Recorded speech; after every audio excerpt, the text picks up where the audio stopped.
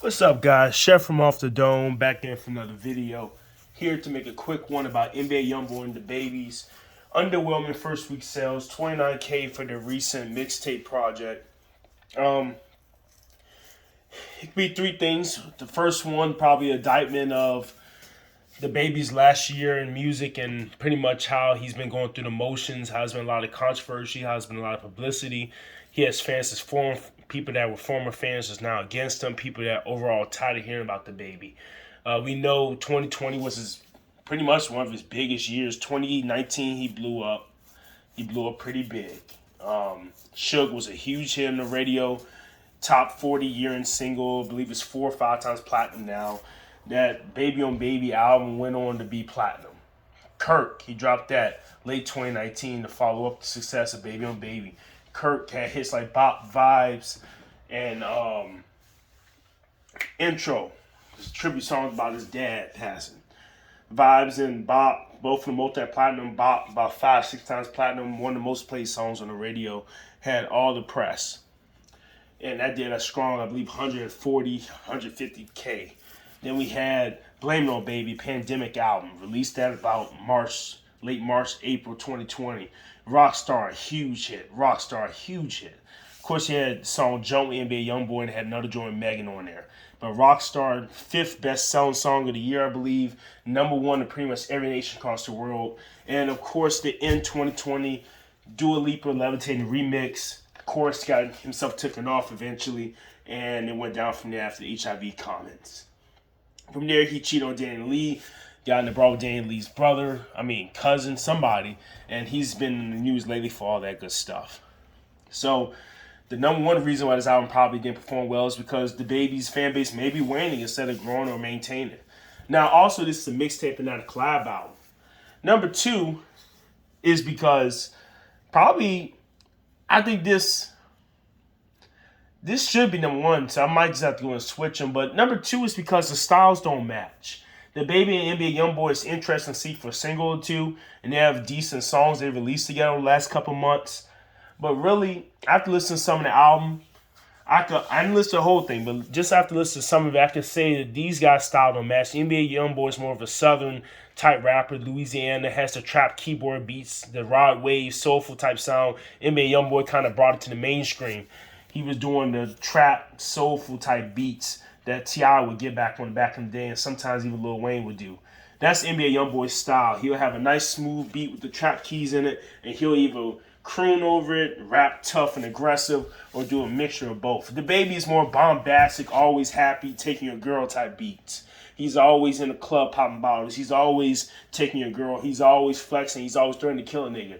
But he doesn't have those soulful trap beat type songs. So mixing these beat selection up and the styles these guys have, it's just not a good mesh.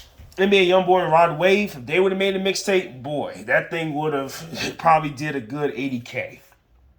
If Lil Durk and NBA Youngboy would get their beef together and make a song together, that probably would do a better first week album sales number. They're just in a totally different genre. Dababy, there's not a lot of, and that's a good thing, there's not a lot of artists like Dababy out there left.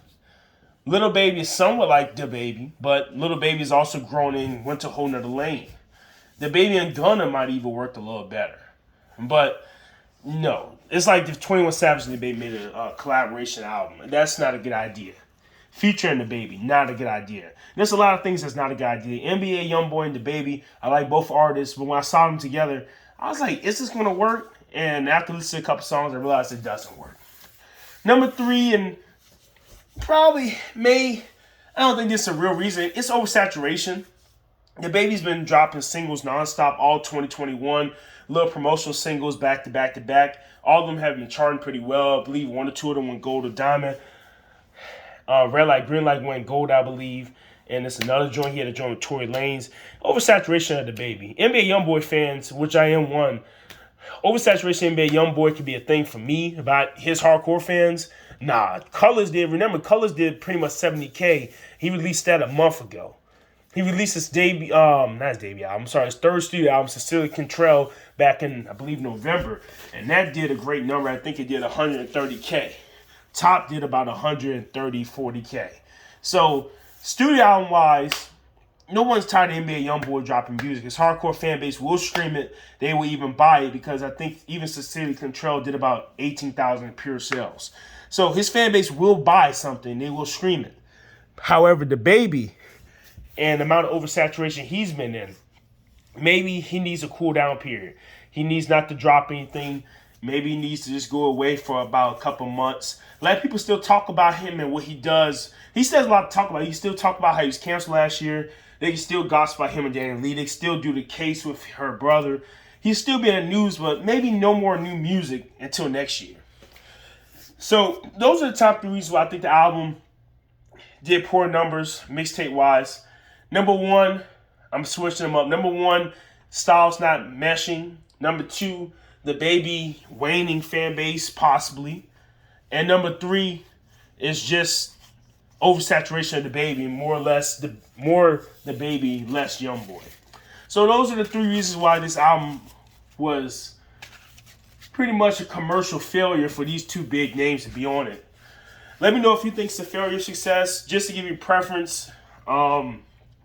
reference, just to give you a reference, 21 Savage and Offset, they did a collab album, Do Not Without Warning, that did about 54,000 one week, then 45 the next because it released on Halloween, which was the odd day off of the tracking week.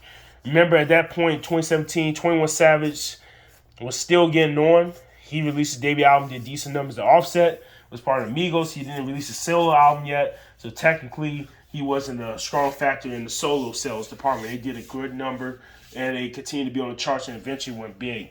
Lil Baby and Gunna, Drip Harder, released in 2018. Lil Baby was a rising star, did some decent numbers for his debut album, but these guys did, I believe, 130 some K. And this back when Lil Baby and Gunna were way less big than they are now. And we can even point to Young Thug and Future. In 2017, when Super Slime came out, Young Thug still hadn't had a commercial big album yet. Future carried the project. In this case, Dababy couldn't carry the project. You can look at many, many more. These are 2 A-list rappers. And it's not a case in when we had 21 Savage and Offset, where 21 Savage was being the Savage's solo act. Offset was part of the Migos, but hadn't had a solo career. This isn't the case of NBA Youngboy's other projects where he did with Birdman, Rich Homie Quan, where the acts were lesser known at that point. Birdman cemented as a legend, however, he's not a legend as a rapper at this point sales-wise. And Rich the Kid, isn't as big as he was in 2017 and 18. Let me know what you think. Like, comment, share, subscribe. It's your man, Chef from Off the Dome. Signing out. Peace.